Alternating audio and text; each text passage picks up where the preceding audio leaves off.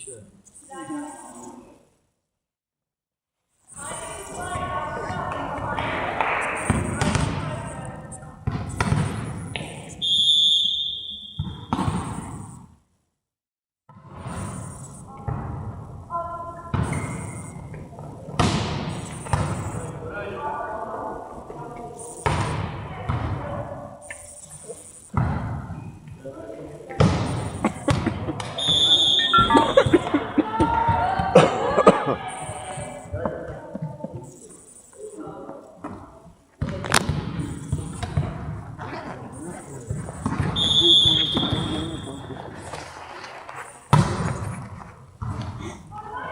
Ne diyor?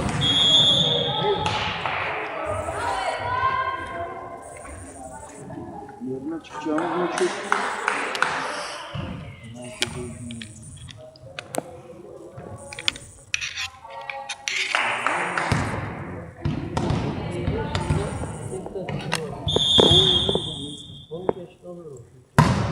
Ha, kadın mı?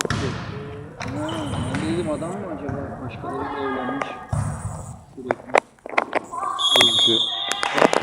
38 mi? Sağ ol. 6 tane için, 4 tane için. Yatmış adamı. Kadınlar da var abi. Baba sadece cinsiyet belirler çocuklar. Kadın. Kadın mı belirler? Yatmış adamı yatmış. Baba sadece cinsiyetini belirler. Kız mı olacak, erkek mi olacak? Bunu belirler babamın spermi. O kadar.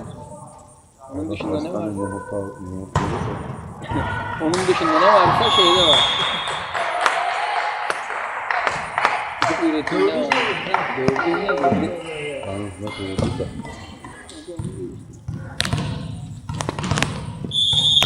Ama adamlar Genetik faktörler önemli.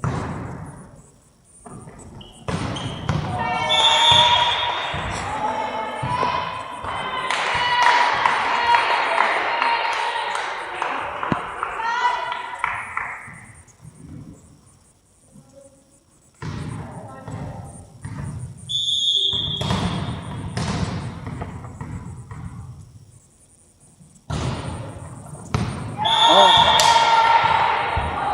9 numara. 9 numaranın çekişi.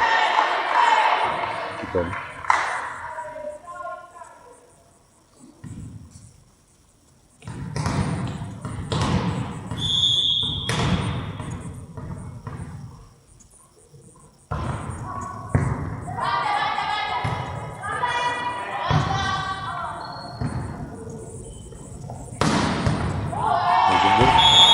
Ne oldu? Top da yedi.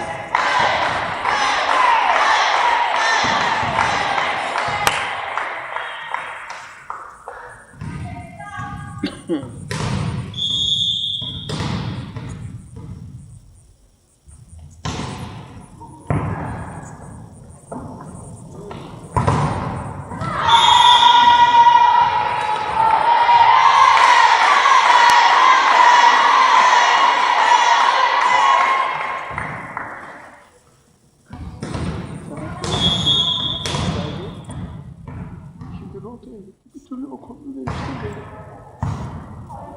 Bir türlü o konuyu değiştirdi. Kendi parasıyla okulu okuydu. O başarıyla bir çocuk yani. Benim ha.